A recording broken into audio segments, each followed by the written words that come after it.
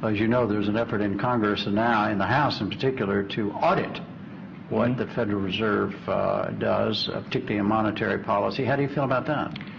So that bill, people don't fully understand what that bill is about. It sounds like audit the Fed. It sounds like, well, let's look at the books. That's not what it sounds like. The Congress already looks at our books. We have many different layers of auditors. The GAO, the General Accountability Office, which is supposed to be doing this audit, already looks at virtually all of our activities, and the ones it doesn't, our financial books and our financial loans and so on, and the ones it's not looking at, and where the taxpayer needs some assurances, we're willing to work with Congress to make sure that the GAO gets the information it needs.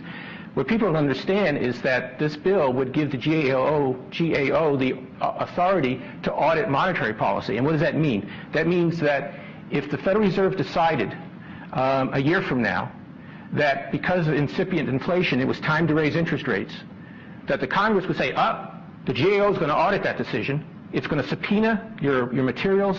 It's going to demand information from the members of the FOMC. It's going to evaluate your decision as a report to Congress. I don't think that's consistent with independence. So we are completely open to providing any information that Congress wants to make sure we're using taxpayer money safely and soundly, that we are meeting all our responsibilities. I don't think the American people want Congress running monetary policy. And I think that's very, very critical for people to understand. And you think that's what would end up doing? Exactly what it would do. There's a provision in that law which current law, which carves out monetary policy and doesn't give Congress authority, GAO authority to audit it. That was put in 1978 at a time where we had a lot of inflation, as you may remember.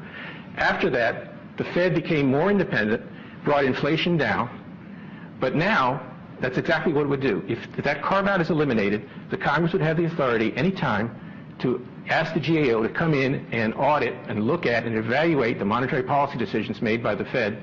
That's not consistent with independence.